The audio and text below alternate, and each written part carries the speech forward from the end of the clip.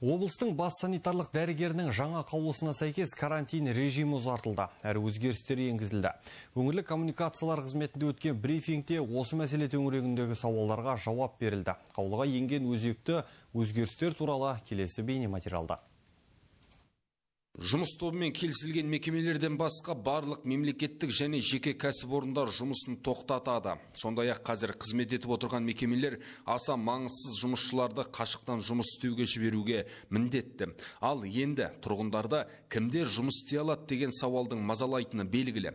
Барлық мемлекеттік жергілікті атқару орындары мен құқық қорғау органдарының қызметкерлері, сот қызметкерлері жұмысын жалғастыруға болады. Сондай-ақ азық-түлік пен бірінші қажеттіліктегі тауарлар сататын дүкендер мен базарлар шектеулі уақыт шеңберінде жұмыс істейді. Әрі коммуналдық қызмет көрсететін мамандар да қызметін жалғастыра бермек. АЗС-тер, кейбір жаңағы шағын және орта бизнес өкілдері перечнім бар.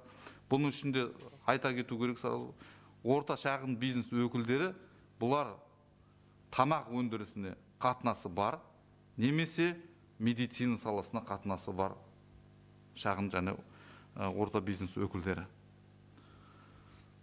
Сонымен қатар басқа да қызметтер бар. Бұл мысалға жаңа айттық қой, ресторан, жаңағы асхана, тағы басқалар. Егер де олар сағат 6-дан 8-ге дейін жаңағы режимді, үйге дейін апарып беру режимінде жұмыс істесе, бұлар да өзінің жұмыстарын атқара алады. Такси қызметін қоса алғанда қоғамдық көліктердің де қызметіне шектеу қойылды. Себебі бұл аурудың көп таралуына жол беріп отыр. Ал рұқсат етілген мекемеде жұмыс істейтін азаматтар арнайы қызметтік көліктермен тасымалданады. Яғни жұмыс беруші тарапынан бұл қарастырылуы керек. Ал жұмыс беруші қызметтік көлікпен қамтамасыз ете алмаса, онда сол жұмыс орнының жұмысына шектеу қойылады. Сондай-ақ қонақ үйлер, санаторийлар, жатақханалар жұмыс тобының шешімімен ғана жұмысын жалғастыра алады. Сондай-ақ азық-түлік пен дәрі-дәрмек және бірінші қажеттіліктегі тауарларды алу үшін тұрғындардың шығуына рұқсат етіледі.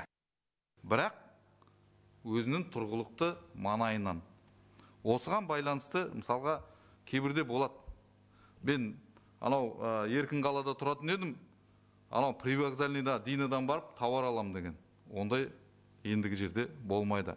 Осыған байланысты мен әріптестерім қазір өздерінің шараларын алып жатыр. Қаланың өзін бірнеше секторларға бөлінеді. Сол секторлар бойынша патрульдік тағы да басқа қызметтермен тексеріледі. Егер де жақын арада сол жерде сәйкесінше дүкен немесе сол жақын арада дәріхана болатын болса, сол жерден ғана заттарын алуы тиіс. Ал өңір бойынша 408 құқық бұзушылық тіркеліп, соның 144-і сот қаулысымен қамаққа алынған. Сондай-ақ Атырау қаласы маңында 4 теңіз қалашығы төңірегінде 4 блокпост жүйелі жұмыс жасауда. Кіріп шығуға толықтай тыйым салынған. Бірінші керек заттар, тамақтар, ауыл шаруашылығы, мал шаруашылығынан алып келе жатқан және транзит автокөліктер бұл жерде кедергісіз өтіп жатыр. Бұл бағытта жұмысты күнделікті бақылауға алып отырамыз. Бүгінгі күнге дейін 20.700 автокөлік біздің блокпосттардан өтіп отыр, тіркеліп. Блокпостта бізде Сергек блокпост карантин деген бар. Әр кірген автокөлік шыққан және ішіндегі отырған жолаушысы толықтай бақылауға алынып отырады. Және бұл блокпосттардың маңында бізде мобильді топтар бар. Әлі аудандан айналма жолмен келіп крем деген біздің аудан тұрғындарында бар.